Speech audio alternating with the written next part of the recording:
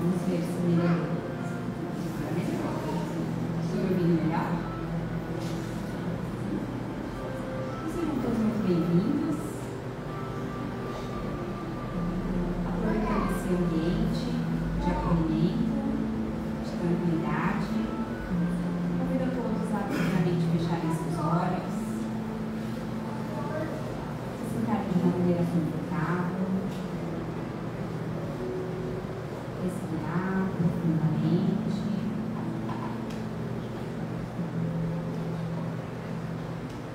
E assim, iremos nos conectando a toda essa energia desse ambiente que foi preparado, experiência espiritual, muito antes de chegarmos. E assim, levarmos o pensamento ao nosso Pai. Pai maior, de luz, de amor e bondade.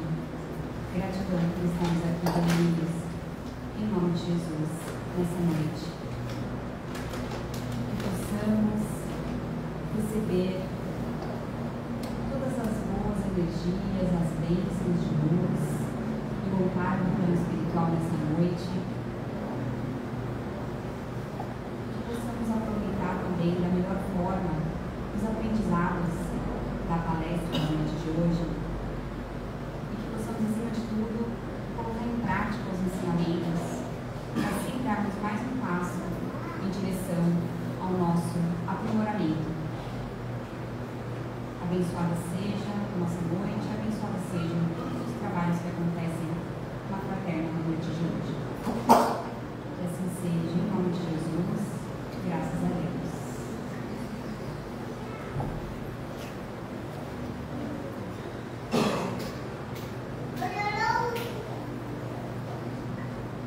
O pessoal não está ouvindo a live. Muito baixo o meu celular. Mas aqui está baixo. Eu vou. Vocês estão me ouvindo aí? Tudo bem? Você me ouvindo bem?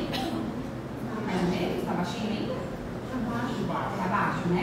Eu vou aumentar mais um pouquinho então, só um pouquinho.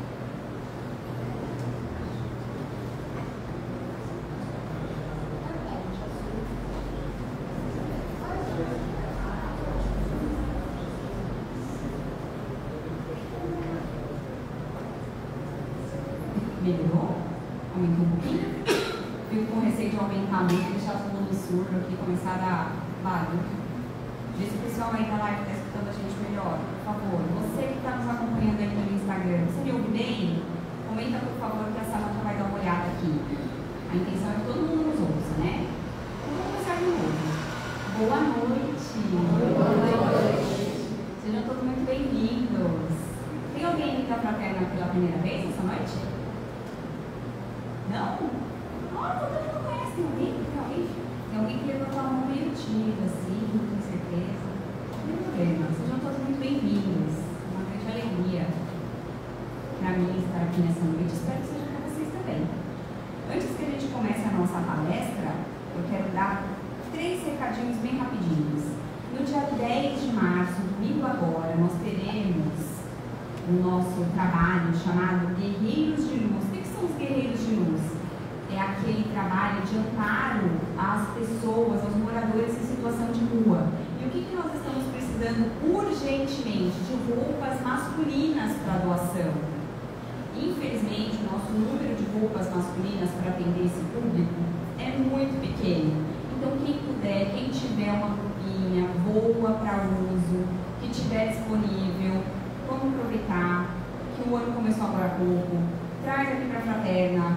Lógico que aceitamos roupas femininas também, mas a nossa maior necessidade no momento são roupas masculinas. Porque não sei o que acontece, parece que os homens têm menos roupa que as mulheres. Não sei o que é isso. Não sei, acho que é só uma impressão minha. Né? É impressão. Então, se você tiver uma roupinha lá no seu guarda-roupa que você não esteja usando, que esteja em boas condições, traga para cá. Inclusive meias, se você tiver também produtos de higiene, trago. Tudo isso vai ser encaminhado para os moradores em situação de rua no dia 10 de março. Temos também, gente, às quartas-feiras, no dia de hoje, olha que maravilha, temos o Evangelho remoto, para que você possa fazer o seu Evangelho do aconchego do seu lar. Aqui o grupo da Fraterna. Então, a gente tem esse grupo remoto que acontece através do Google Meet, todas as quartas-feiras, entre as 21h30 e as 22 horas. E aqui, presencialmente, nós temos a palestra às quartas-feiras e temos também a evangelização infantil e a mocidade. Então, tragam suas crianças a partir de 4 anos, tragam seus jovens para ficar aqui na nossa casa enquanto vocês assistem uma palestra maravilhosa como a da noite de hoje. E aí os jovens e as crianças podem ficar assistidos pela nossa equipe de evangelização e mocidade.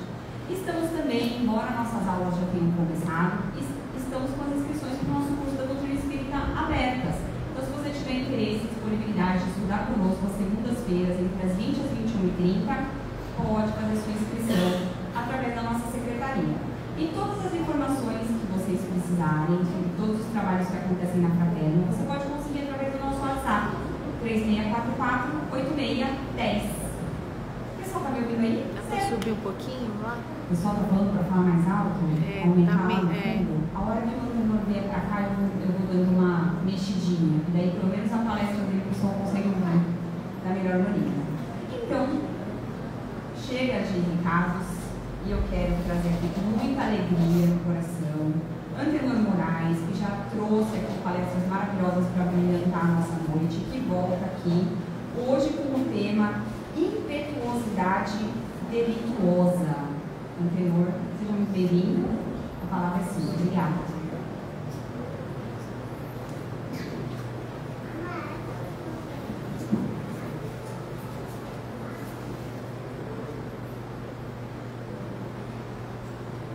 Boa noite. Que a paz, o amor, a alegria de Jesus esteja com todos nesta noite maravilhosa. Para mim para minha esposa também, porque sempre que nós chegamos aqui na Fraterna, nós nos sentimos tão amorosamente acolhidos. Já há alguns anos nós comparecemos aqui, eventualmente ao longo do ano, e para nós é sempre uma alegria estar aqui, porque nós sentimos a presença da espiritualidade amiga, de espíritos tão generosos, tão amorosos, que nos acolhe a todos tão fraternalmente. E trazemos nesta noite um tema importante para a nossa reflexão, um tema que nos ajuda a compreender muitas questões da nossa própria vida. Embora seja uma experiência muito especial de uma pessoa, o que ele viveu, não necessariamente todas as pessoas vivem, mas como esse personagem que nós vamos falar hoje sobre ele viveu, as reações que ele foi capaz de ter, todas as pessoas têm em algum momento da vida. Por isso que a história dele é tão enriquecedora, tão importante. E como tem muita coisa para falar, eu vou pular um pouco essa introdução e nós vamos direto para a história que é relatada por André Luiz no livro Os Mensageiros. Recentemente foi lançado o filme, um sucesso de bilheteria. Quem assistiu gostou, e é óbvio que sempre tem aqueles que não gostam muito, porque vão perceber ali coisas que aparentemente são muito fantásticas, não é? Para aqueles que não estão familiarizados com o conhecimento espírita, relatar a vida espiritual, falar dessas ações, sempre causa alguma estranheza, porque realmente nós fomos tão condicionados aqui no mundo material a ver a vida tão limitada pela nossa forma de viver, que nós não conseguimos muitas vezes reconhecer que a vida do mundo espiritual é a vida que nós também fazemos parte, e felizmente nós não lembramos na sua totalidade quando estamos encarnados, porque nós não suportaríamos tamanha complexidade de relações que é viver em dois planos. Algumas pessoas viveram essa realidade de modo muito intenso, como Chico Xavier. Herculano Pires, que foi um grande estudioso da doutrina espírita, disse certa vez em um dos seus livros que o Chico era um ser interexistente. Ele conseguia estar nessas duas dimensões da vida sem maiores dificuldades, coisas que para nós nem sempre é muito fácil. Basta que a espiritualidade abra um pouquinho essa janela da nossa memória aqui, da nossa vida consciente, de relação, essa vida terrena, como nós estamos agora aqui, os encarnados, E se a gente captura um pouquinho dessa realidade, já se torna meio complexo para a gente lidar com as questões da vida. E quando um espírito se apresenta e fala das coisas lamentáveis que você fez em outra vida, também não é muito fácil lidar com essa realidade daquilo que nós já fomos e estamos tentando nos libertar. Por isso que o esquecimento, tanto das vidas passadas, quanto das experiências espirituais que nós tivemos e temos no mundo espiritual, é necessário. É necessário para que tenha foco nessas ações da vida terrena. Um dia nós teremos uma mente suficientemente desenvolvida, suficientemente liberta de culpas, suficientemente liberta de medos, que nos permitirá ter uma lembrança muito maior dessa grande vida, que é a vida espiritual. Mas nós ainda precisamos desse amortecimento das nossas lembranças, porque não é muito fácil lidar com elas. Se a gente não consegue, às vezes, lidar com as lembranças da vida terrena, imagina você lembrar de tudo que você vivenciou. Não é verdade? Então, por isso que nós não lembramos das coisas tão facilmente, quando a gente imagina que seria bom para nós. Tem pessoas que dizem assim, se eu lembrasse da minha vida passada, seria muito mais fácil suportar as provas hoje. Tem gente que quando descobre o que fez, às vezes fica profundamente envergonhado e foge do convívio das pessoas que precisa estar ali lidando. Ou quando você descobre que alguém te causou muito mal, toda aquela carga de raiva, de ódio, de ressentimento, que a gente ainda não se libertou, aflora, emerge e a gente não lida mais com isso. Por isso que o passado, essa memória ampla que nós um dia seremos capazes, ainda não é para a nossa realidade. Mas felizmente espíritos como André Luiz, de forma muito sábia, trouxeram esses relatos tão importantes sobre o mundo espiritual. Tem alguns irmãos do meio espírita, que pelo menos se acham espíritas, que tentam desacreditar a obra de Chico Xavier, André Luiz, dizendo que são grandes elaborações fictícias, que o médium não teve muito cuidado em transcrever os relatos. Infelizmente hoje está proliferando nas redes sociais esse tipo de supostos estudiosos do Espiritismo, muitas vezes profundamente assimilando teorias científicas atuais que não estão tão claras assim para a comunidade científica e das diversas áreas do conhecimento, querem subitamente mudar grandes bases que nós temos no Espiritismo. Deixemos de lado esses tipos de abordagem e quem quiser ter um conhecimento profundo do Espiritismo, venha estudar nas casas espíritas sérias, consolidadas há muitas décadas, que são o resultado do esforço de equipes espirituais que vêm trabalhando para que o Espiritismo se estabeleça na Terra. Porque, infelizmente, nós vemos muitas pessoas semeando, muitas vezes, a perturbação na mente de outras pessoas. Então, quem desejar conhecer mesmo o Espiritismo, procure conhecer quem são as pessoas que falam em seu nome. Conheça as instituições e você vai identificar aquilo que realmente é um bom conhecimento espírita e não os devaneios que as pessoas saem por aí dizendo. Feito toda essa ressalva, nós vamos então trazer um relato do André Luiz sobre um dos personagens que ele traz no livro Os Mensageiros. Quem já leu o livro e quem assistiu o filme viu que ali o filme nem de perto chega à profundidade que o livro tem. Isso é claramente aceitável porque as produções cinematográficas têm uma linguagem, têm um objetivo, têm um público, enquanto que uma literatura permite você ser mais detalhista, aprofundar mais. Por isso que quem lê no livro e assistir o filme vai falar, mas não é bem essa história que está no livro. É óbvio, é uma adaptação para o cinema.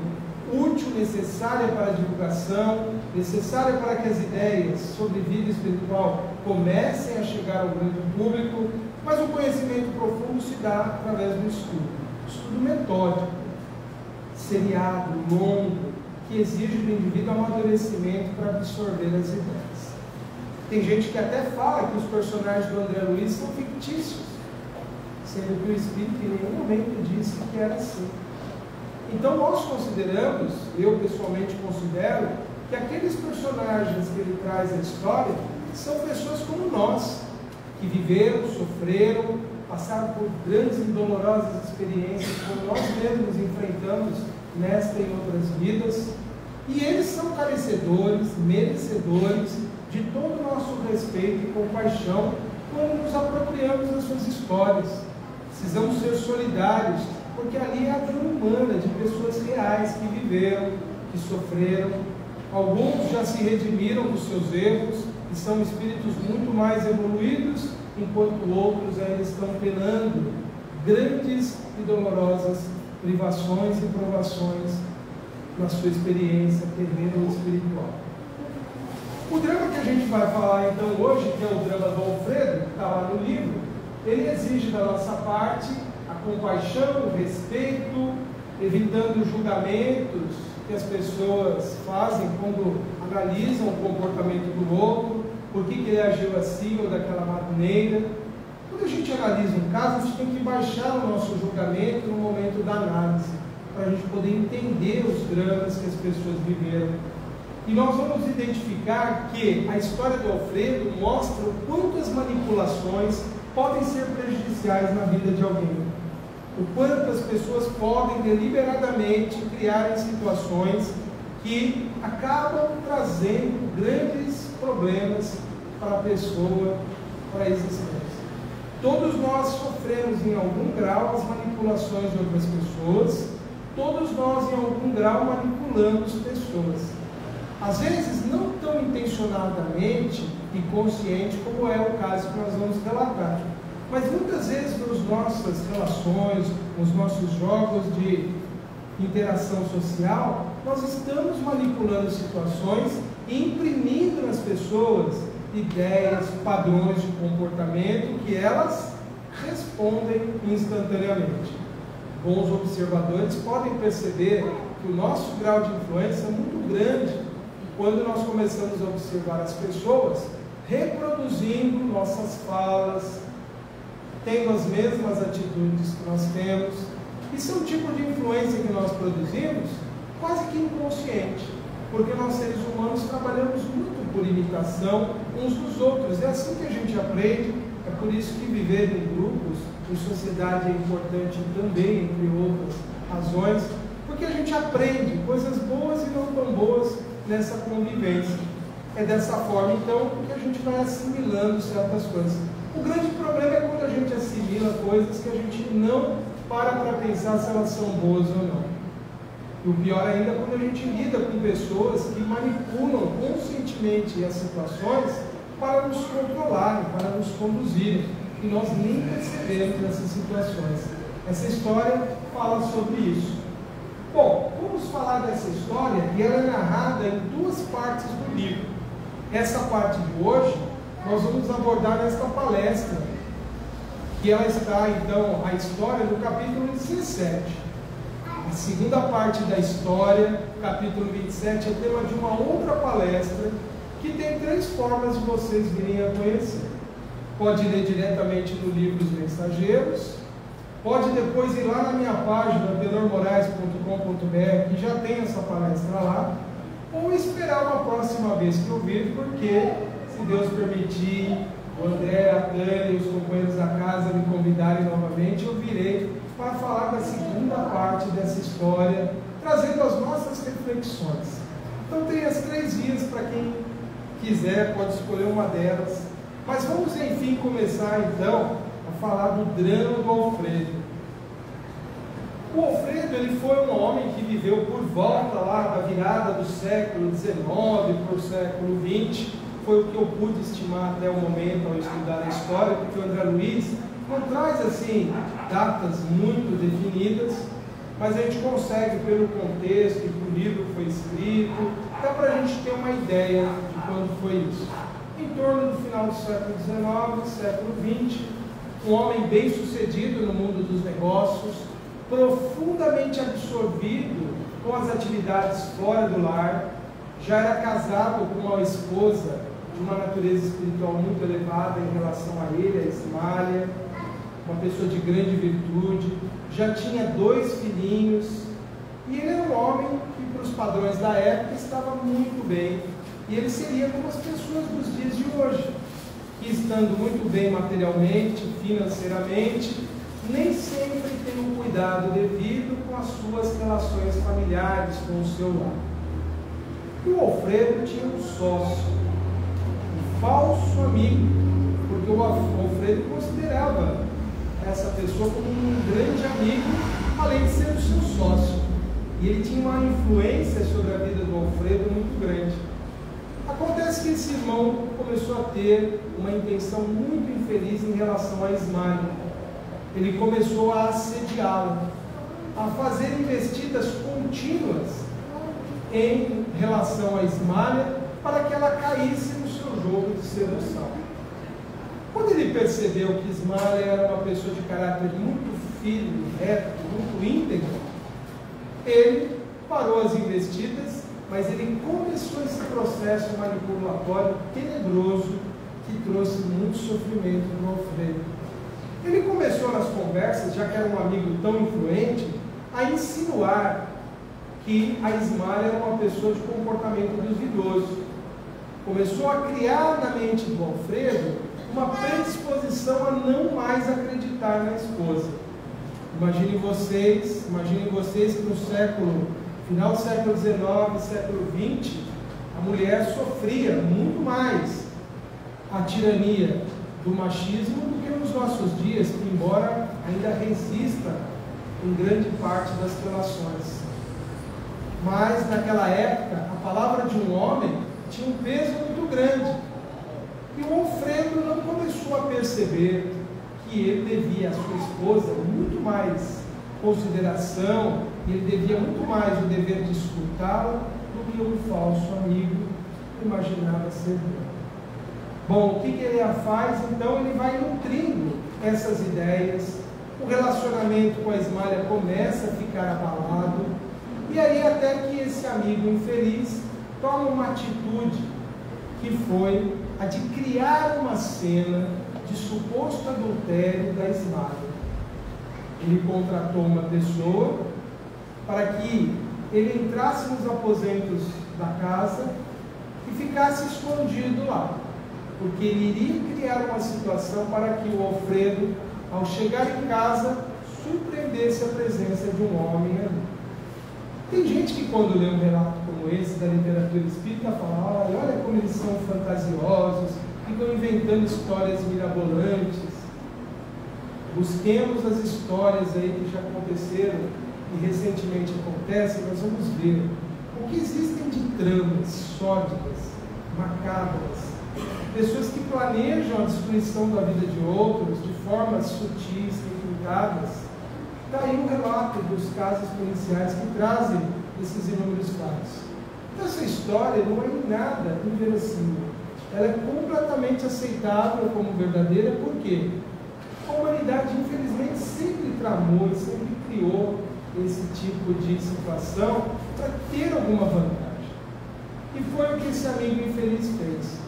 Ele fala para o Alfredo, então, alerta que supostamente o traidor e a esposa adúltera estavam lá. E aí, quando o Alfredo chega em casa, esse indivíduo que foi contratado, ele fugiu da casa. O Alfredo andava armado, correu atrás dele ainda, disparou alguns tiros, mas não o acertou. Quando ele volta para dentro da casa, ele questiona severamente a Ismália, briga com ela, acusa ela daquele suposto adultério, e ela, em pranto, sem entender a situação, começa a negar o fato, porque de verdade não tinha nada disso. A Ismália, ela era uma pessoa que tinha percebido que o Alfredo era muito manipulado pelo amigo. Por isso que ela nunca falou das investidas que esse falso amigo teve. Ela procurou guardar para ela. E isso pode nos levar a pensar que tudo aquilo que você está sofrendo de ação de alguém, e você não traz aquilo de pronto para ser esclarecido, isso em algum momento toma uma proporção. Mas aqui, como nós estamos alertados, não vamos fazer um julgamento da atitude deles. Ela agiu certo ou errado. Ela agiu dentro do que ela considerava que era plausível naquela época, é o que era que ela podia fazer. Mesmo porque, provavelmente, o marido iria acreditar mais no amigo do que nela. Mas o fato é que quando o Alfredo está ali naquela cena extremamente irritado, ele quase deu um tiro em Ismália e tirou a vida dela. Ele narra depois, que ele já passa por um longo processo de superação, que uma força misteriosa deteu ele. Ele não pôde consumar aquele crime. Mas então, ele observou que nos aposentos tinha sido deixado um chapéu em estilo moderno para aquela época, o que levou ele a imaginar que se tratava de um homem mais jovem ali. Pronto, para ele, aquele chapéu era a prova indiscutível de que um homem tinha estado ali e que ele tinha fugido. Ele não era um simples assaltante, era alguém que tinha depositado o chapéu sobre um móvel que provavelmente estava numa situação ali irregular. Bom, o Alfredo teve uma reação naquele momento que foi a de gritar, brigou com a Ismália e ele decidiu se separar dela naquele momento. Naquela época, a separação era sempre um direito do homem. A mulher não tinha direito de se separar, o homem tinha. Veja o absurdo que nós já vivemos. Né? Ela então é mandada de volta para o lar dos pais dela. Ele, como tinha poder sobre os filhos, como foi por muitos anos, até algumas décadas atrás ainda era assim no Brasil, o pai decidia o destino dos filhos. Ele contratou uma governanta, deixou essa governanta cuidando das crianças e ele foi embora para a Europa. O que aconteceu então com o Alfredo? Por que ele não foi capaz de, naquele momento, entender os prantos ali da esposa, entender o desespero dela? Por que ele não foi capaz de perceber que ela era uma pessoa que naquele sofrimento, negando aquele adultério que não tinha existido, por que ele não foi capaz de reconhecer que ali existia um grande engano? O que levou ele a tomar decisões tão precipitadas, tão articuladas? Nós vamos fazer uma pausa na história do Alfredo para entender qual o mecanismo que agiu no cérebro do Alfredo para que ele agisse daquela forma. E aí nós vamos identificar que muitas vezes nós, quando somos submetidos a uma emoção equivalente a essa que o Alfredo sofreu, nós também podemos tomar atitudes injustas, atitudes que depois nós iremos arrepender, como foi o caso do Alfredo. E alguém me perguntaria assim, mas como fica então a nossa condição como espíritos? Se o meu cérebro é capaz de registrar coisas como você vai nos relatar agora, como que fica a independência do espírito em relação à matéria, como nós temos aprendido no Espiritismo? Como explicar que nós somos donos do nosso destino, sendo que nós estamos sujeitos a um mecanismo fisiológico, claramente e bem demonstrado pela ciência atual, de que nos conduz a atitudes que nós nos arrependemos depois. Nós não podemos esquecer que, como espíritos ainda em evolução, espíritos ainda que necessitamos de um longo processo de aprendizado, nós estamos profundamente submetidos à influência da matéria. O nosso corpo ainda tem uma grande preponderância sobre nós. Há uma mensagem e outras partes também da literatura espírita que relata o quanto o espírito inferior ainda é submetido à matéria. O espírito do irmão Rosário, em uma das suas comunicações do Evangelho segundo o Espiritismo, ele se refere ao corpo como o tirano do espírito. Porque como nós somos ainda espíritos muito imperfeitos, espíritos em evolução, ainda presos ao mundo material, à influência da matéria, nós somos profundamente influenciados pelos fatores físicos. Nós podemos pensar que evoluir espiritualmente é, progressivamente, nós nos tornarmos independentes da matéria. progressivamente sermos capazes de fugir a esses condicionamentos biológicos que o nosso corpo físico nos impõe. Mas o que aconteceu com o Alfredo, então, foi exatamente um mecanismo que hoje é bem conhecido. O André Luiz não relata esse mecanismo dessa forma, mas hoje, pelo que nós sabemos da neurociência, nós podemos chegar a essa conclusão. Esse mecanismo, ele é responsável pelas nossas tomadas de decisão quando nós estamos sob fortes emoções. Ele é conhecido de modo geral na literatura especializada como sequestro da amígdala.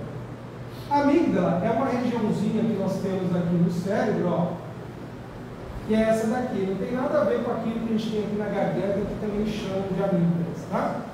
Essa região aqui, ela está presente em todos os vertebrados. Toda a linhagem evolutiva que deu origem à nossa espécie tem essa região pouco ou menos desenvolvida. Essa estrutura cerebral que nós apresentamos, ela vem evoluindo ao longo de milhões de anos. E esses mecanismos que nós vamos descrever agora, eles são muito importantes para a nossa sobrevivência. Porque pense, em condições naturais, sob perigo, nós não temos como pensar e processar cognitivamente se uma situação é boa ou ruim. A gente simplesmente tem que agir. Então, se eu tenho uma situação que me ameaça, subitamente eu tenho uma reação. Ou eu fujo, ou eu me escondo. Ou eu reajo, ou eu, mais uma vez, fujo.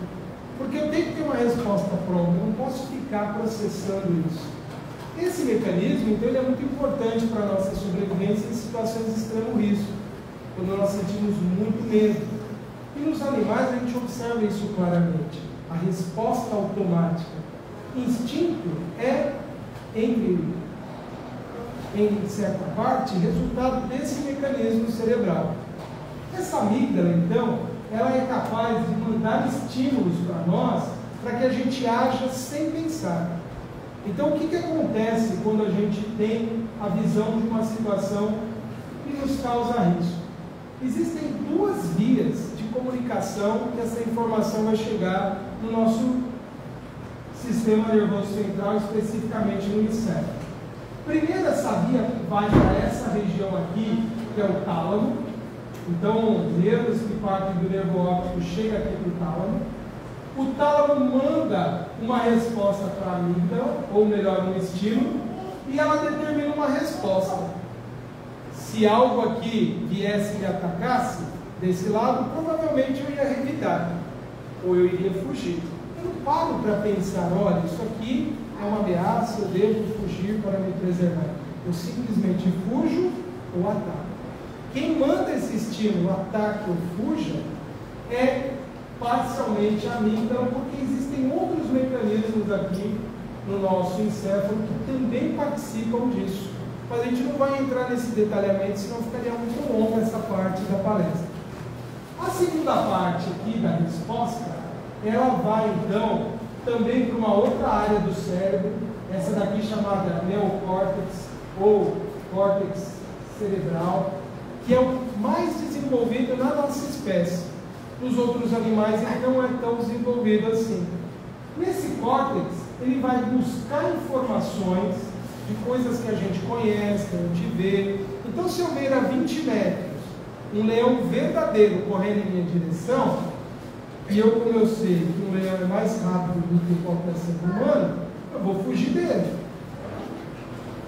Agora, se eu ver que é uma pessoa fantasiada de leão, eu sei distinguir as duas situações. Não, aquilo ali é alguém brincando comigo, porque não é um leão verdadeiro. Quem processou a resposta que me fez pensar, reconhecer o que eu já sei, foi o córtex cerebral. O problema é que se esse leão estiver muito perto e não der tempo de eu analisar, quem vai me dar a resposta é a amígdala. Se eu ver algo que remotamente lembre um leão vindo aqui, eu vou fugir. Porque eu não vou parar, não vai dar tempo de pensar se ele é real ou não. Então nós temos respostas que são determinadas em nós com base no que nós sabemos. O que aconteceu com o Alfredo foi exatamente o quê? ele reagiu de acordo com uma ideia que ele criou sobre a esmalha. Lembra que o amigo começou a insinuar que ela o traía? Ele plantou essa ideia na mente do Alfredo. Quando o Alfredo vê algo que supostamente tem a ver com a situação, o que ele faz? Ele reage como aquilo fosse verdadeiro. Então, no primeiro momento, quando ele sai atirando naquele homem que se evadiu do quarto, quem determinação dele é a amígdala. É uma resposta de defesa do que é dele ali no território dele. Quando ele começa a acusá-la, começa a acionar aquela memória falsa que o amigo criou para ele. O amigo implantou nele a predisposição a acreditar que a esposa o estava traindo. Isso a gente pode trazer para nossas vidas. Qualquer pessoa que nunca passou por uma situação como a do Alfredo, experimentou algo análogo. Quantas vezes a gente não reage baseado em ideias que não correspondem à realidade?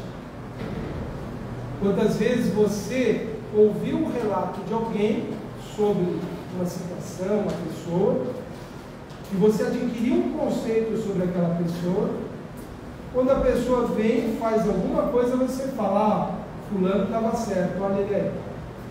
Pode ser que o fulano não esteja tão certo assim. Pode ser que o erro da pessoa não é tão erro assim como você está pensando. É que você já está predisposto a considerar que ele erra. Então você vai dizer que ele errou mesmo.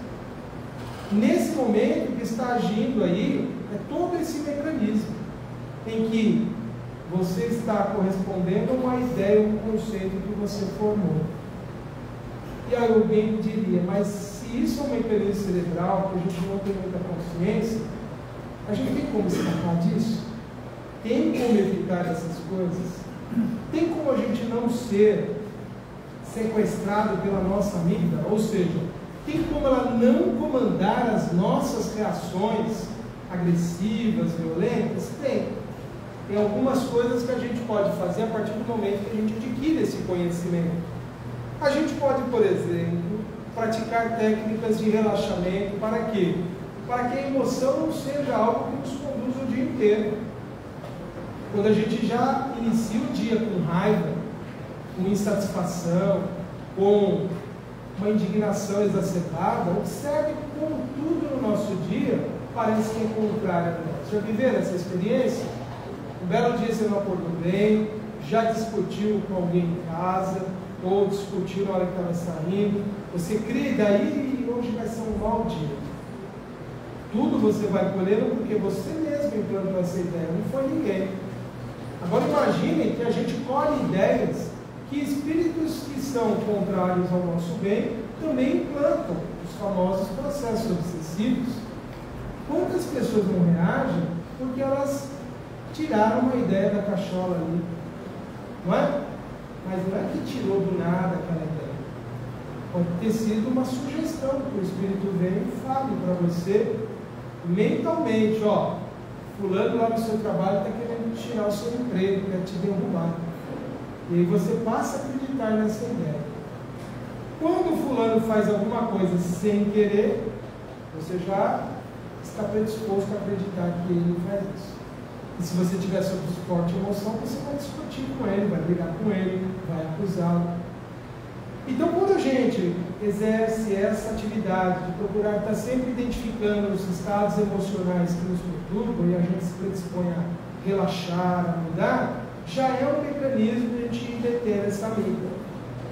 Outro mecanismo também é a gente aumentar a consciência sobre os nossos próprios pensamentos.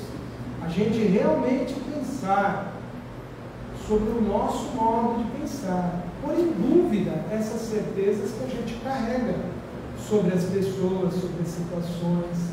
Será que eu estou realmente certo? Por isso que ouvir a opinião de pessoas mais sábias é sempre prudente, quando algo fica lá martelando na nossa cabeça. Porque às vezes a pessoa é capaz de mostrar, não, você está pensando bobagem, que isso, não tem nada a ver isso que você está falando. Se tiver essa ideia, dá onde? A gente tem que ser humilde e aceitar a pessoa dizendo que é possível que a nossa ideia não tenha assim nada que a sustente. Se a gente acreditar em certas coisas, quando vem uma emoção muito forte, a gente responde sem pensar. E depois a gente lamenta. Se vocês desejarem e quiserem, vão encontrar, ao pesquisar, muitas dessas recomendações. Tá? Existem vários psicólogos que trazem nas suas páginas esse tipo de recomendação. Mas se alguém identificar que tem dificuldade em responder às situações de uma forma mais equilibrada e sempre tomada por emoção, é desejável que procure um profissional da área da psicologia. Vençamos esse obstáculo, essa ideia tola que a gente tem de achar que psicólogo é para pessoas com grandes problemas. O psicólogo pode ajudar qualquer pessoa, porque todo mundo precisa, em algum momento, avaliar as suas emoções, avaliar o seu modo de ser. Então, se está muito difícil trabalhar com as emoções, e elas estão sempre nos conduzindo a situações de conflito, de estresse, é porque nós precisamos dessa ajuda de verdade. Isso não significa que é um problema. Na verdade, ele está encontrando a solução. Bom, alguém poderia ter dito assim, né?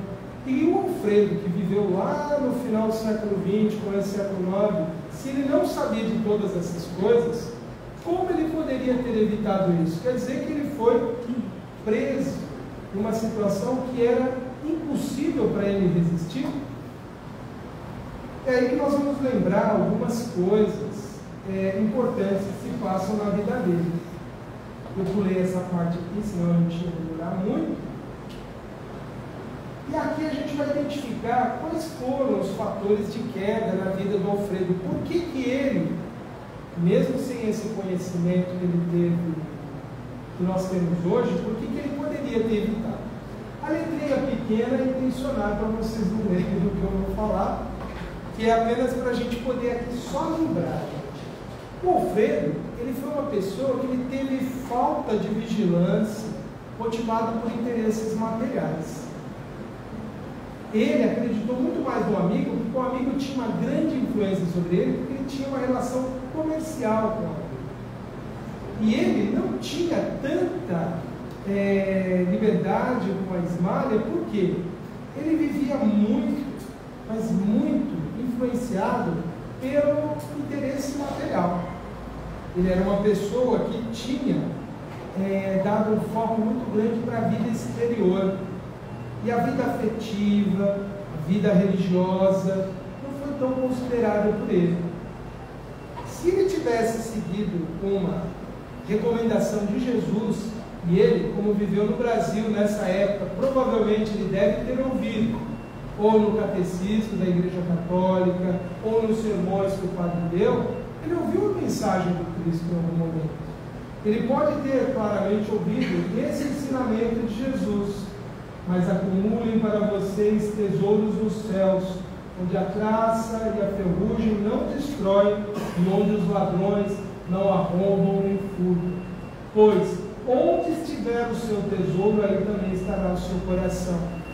O coração no Evangelho é o símbolo da nossa essência. Nós somos da profundidade.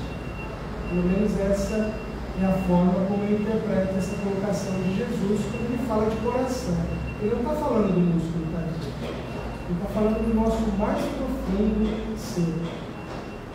O Alfredo foi alguém que colocou a essência da vida dele para o mundo material. A relação afetiva, que é um dos tesouros do céu, não foi tão valorizada assim. O respeito ao lar, a integridade da união conjugal dele com a esposa, o respeito à maternidade dela, o direito que ela tinha como mãe de estar com os filhos, ele não observou isso. Por quê? Porque o olhar dele era muito horizontal, era preso apenas às coisas terrenas. Ele acumulou apenas os tesouros perecíveis do mundo. Aquilo que é espiritual, que é realmente importante, ele não valorizou. Se ele fosse um marido que dialogasse mais com a esposa e ela tivesse sentido nele maior acolhimento, ela teria tido vontade de falar para ele de todo o drama que ela viveu por anos com o assédio do amigo. Acontece que ele estava focado apenas nos interesses terrenos. Ali tem outra coisa também, olha. E é um indivíduo que se tornou influenciável. Ele se tornou influenciável por interesse. O amigo tinha grande preponderância sobre ele por causa das relações comerciais. E isso nos leva a pensar por que a gente, às vezes, é influenciado por algumas pessoas e não por outras. Por que algumas pessoas têm ascendência sobre nós e não outras? Por que eu ouço um amigo e não ouço a minha esposa? Ou por que eu ouço a minha amiga e não ouço o meu esposo? Por que eu considero mais uma pessoa do que outra? Quais são os interesses que estão por trás disso?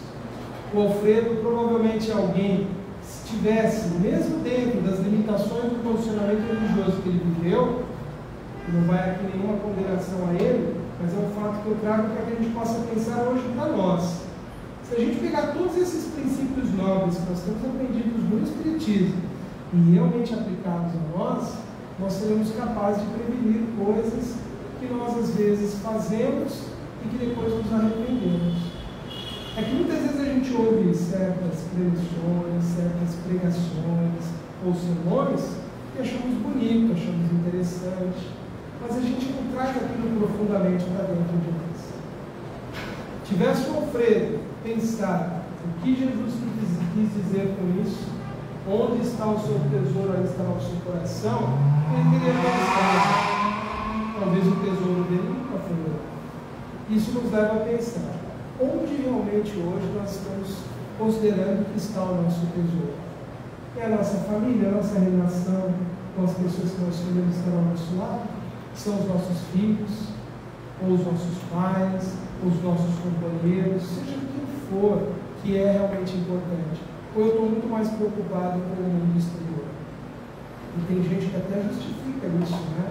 É para garantir o bem deles, eu me ausento do meu lar 24 horas por dia, 7 dias por semana, 30 dias por mês.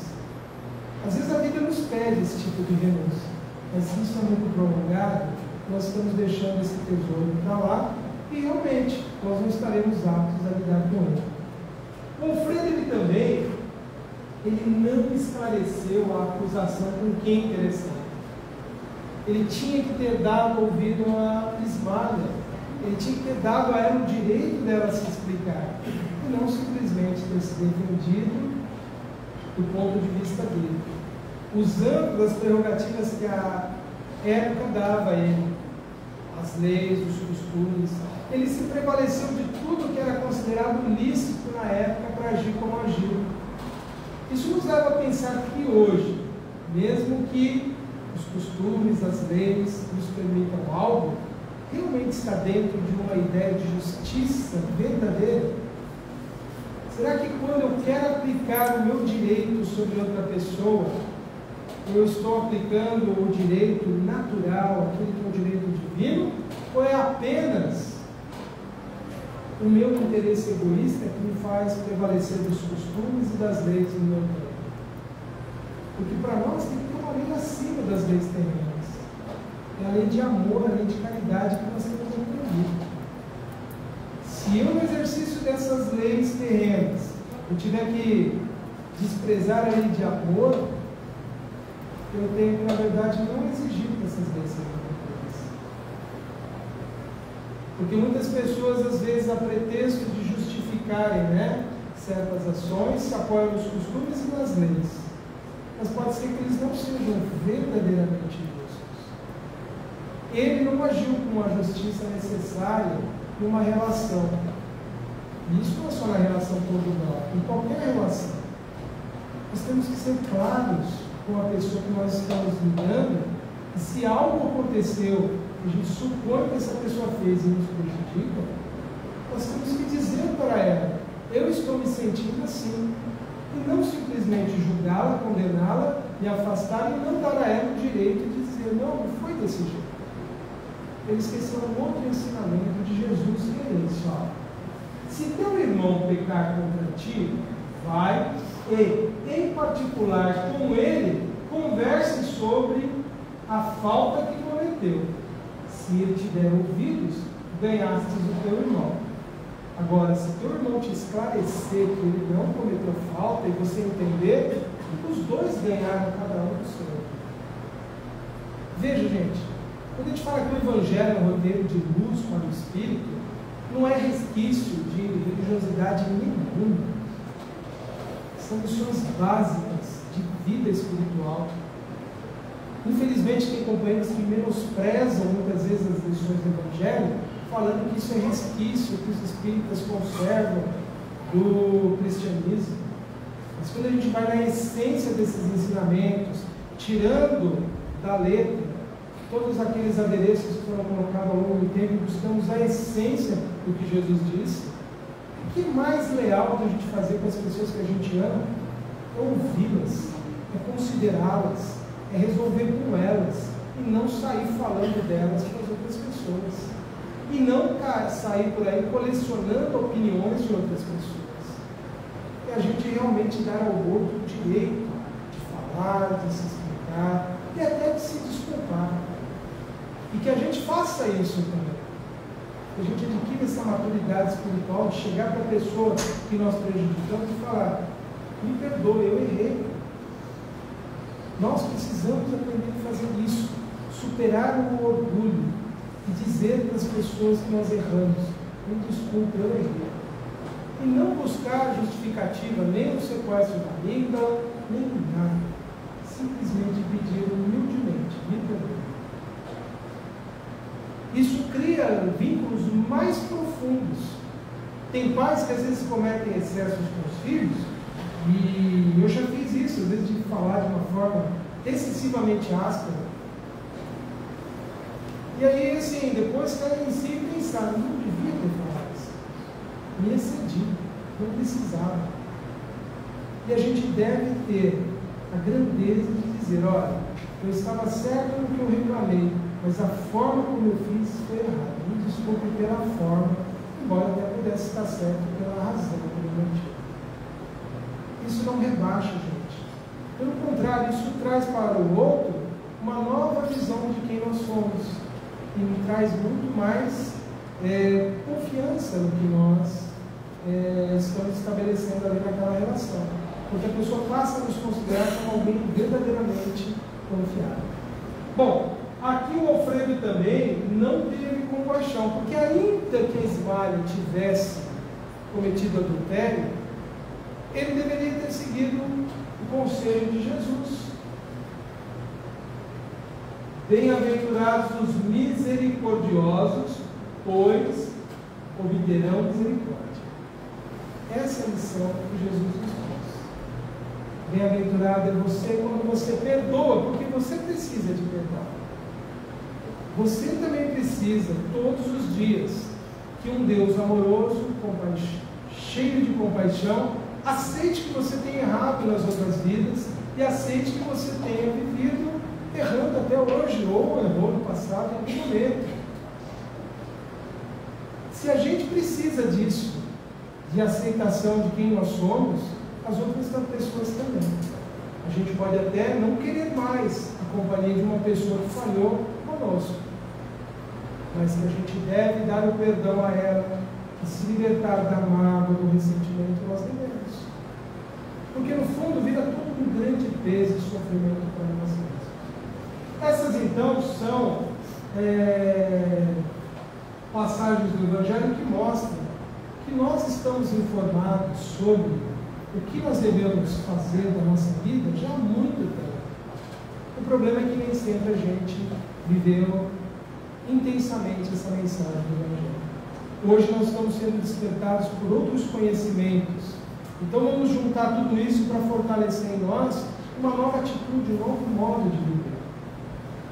O Alfredo ele vai se lamentar muito de tudo isso que aconteceu com ele. Isso porque, na hora do desencarne desse amigo, desse falso amigo, o que ele fez? Ele chamou o Alfredo do leito de morte dele e contou o que ele tinha feito. Ele narrou para o Alfredo toda aquela história sórdida que ele tinha criado. E aí o Alfredo entrou em desespero. Só que a Ismália já tinha desencarnado. Já não tinha mais o que fazer. Ele não podia voltar para ela e se ajoelhar e pedir perdão. Ele não tinha como fazer isso. Ele viveu completamente transtornado os últimos dias dele e desencarnou num estado lamentável de profundo sofrimento. Isso nos mostra, então, aonde as nossas emoções podem nos levar. Nos mostra o quanto precipitações e ideias que a gente vai cultivando por um período da vida pode nos conduzir. Ele é um espírito que venceu todo esse drama. No capítulo 27, como eu já falei, ele traz a história de superação de tudo isso. E na nossa palestra, com o título Erguendo-se do Abismo, porque é para lá que ele vai parar depois que morre, ele consegue toda uma trajetória de libertação de todos esses temas. Mas vejam que eram sofrimentos absolutamente evitáveis, sofrimentos que ele poderia ter se poupado nessa vida. E que nós possamos, dessas experiências tão valiosas que André Luiz e outros autores nos trouxeram, a gente possa extrair, adaptar para a nossa vida, percebendo que, embora as histórias possam ter enredos diferentes, sequências diferentes, o que conduz as pessoas são sempre as emoções, e são sempre as escolhas que elas têm a partir das emoções. Evoluir é também a gente aprender a lidar com essas emoções.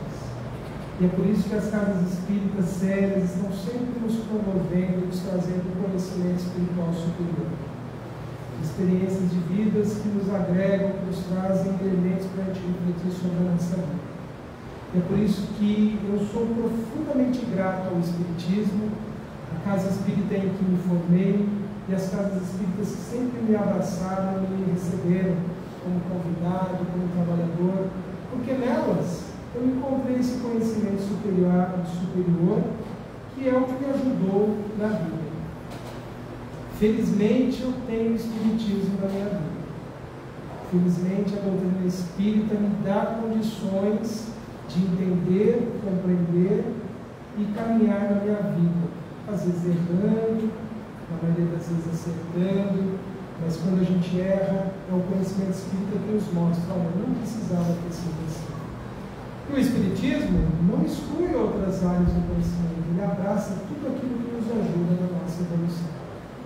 Então, fique aqui o meu testemunho de que o Espiritismo, como codificou Allan Kardec, e como Chico Xavier nos trouxe com a sua mediunidade incomparável, é um grande tesouro para o espírito em evolução. Há outras áreas do conhecimento, outras escolas espiritualistas religiosas altamente respeitadas, merecem muito a nossa consideração, mas a doutrina espírita nos identificamos tão profundamente que ela nos ajuda a reconhecer as outras grandezas que existem no mundo, mas para nós ela é aquilo que nos sustenta. Então, aqueles que desejam realmente cada vez mais se apropriar do conhecimento espiritual, participem das atividades da casa, cursos, palestras, leiam os bons autores espíritas. É isso que nos dá toda a força para, nesses momentos decisivos da vida, a gente não ter essas reações que depois nós lamentamos. Eu espero que as nossas reflexões nessa noite possam contribuir para a evolução de todos nós e que Jesus possa abençoar a vida de cada um de vocês, o lar de cada um de vocês. Os nossos amigos que nos acompanharam pelo Instagram também, que todos sejam muito abençoados e nós depois muito obrigados. Sempre uma alegria imensa. Obrigado.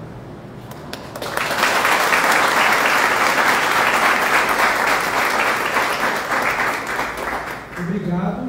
Lá na página tenormorais.com.br vai ter o áudio dessa e de outras palestras mais, tá bom? O áudio dos vídeos também.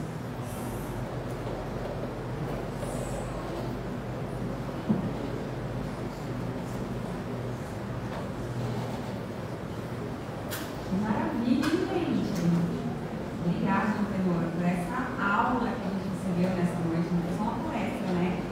E sobre esse tema tão pertinente do filme, Os Mensageiros, se aprofundando numa história tão importante. Com certeza, quem vai querer estar aqui para ver o capítulo 27, gente? Eu quero saber o que aconteceu com o filho agora, gente. Como assim? falei, já vou falar para o André quanto que vai ser. Tem que ser logo, porque senão, como que a gente vai ficar? A gente quer saber.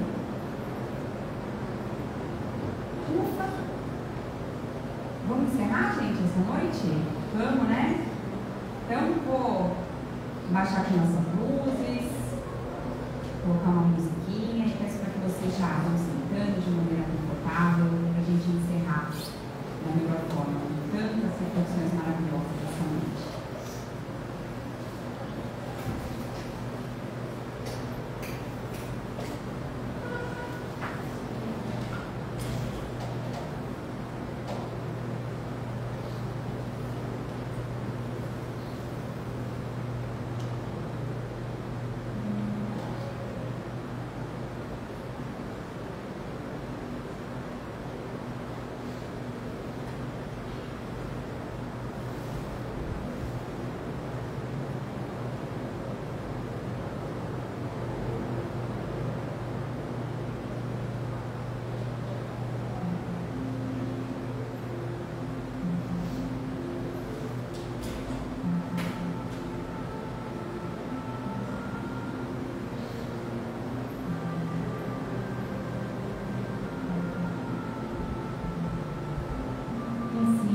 Uma vez, convido a todos a fecharem os seus olhos.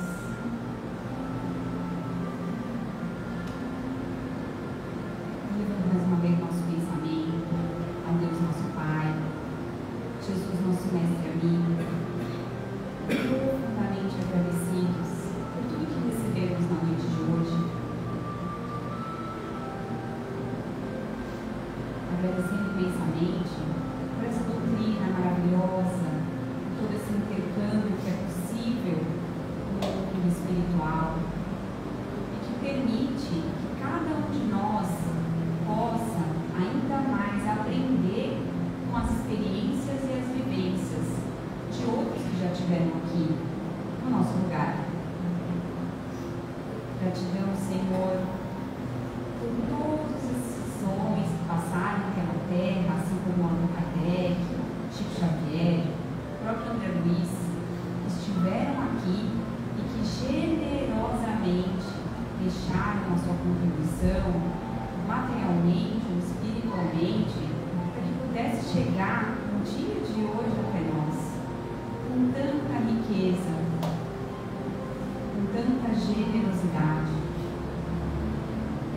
E assim nós mudamos a nossa energia de gratidão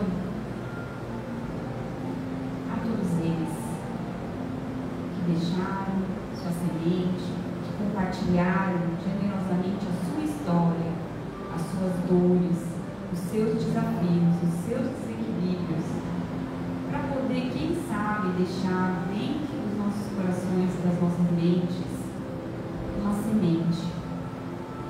semente de reflexão,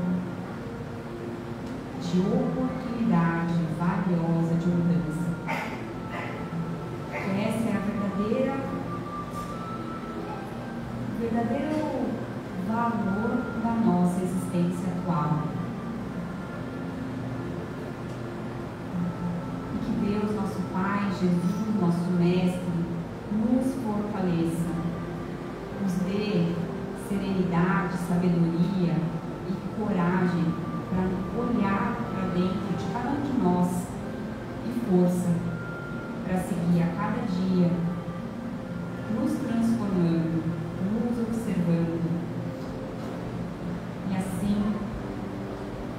evoluindo, crescendo, caminhando e ao mesmo tempo espalhando ao nosso redor tudo aquilo que a gente é capaz de ensinar ao nosso próximo. E assim vamos encerrando essa noite, imaginando também toda essa energia de amor, de acolhimento, de perdão, de generosidade, está sendo espalhada, direcionada para todos os lugares que a espiritualidade sabe que estão precisando, e principalmente nos nossos lares, na nossa família, na nossa casa, nos nossos entes queridos,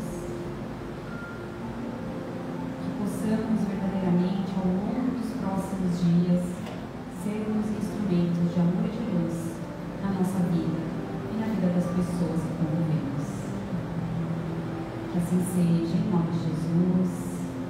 Graças a Deus. Muito obrigada a todos pela presença. Lembrando que a palestra do Antenor vai ficar gravada no nosso Instagram.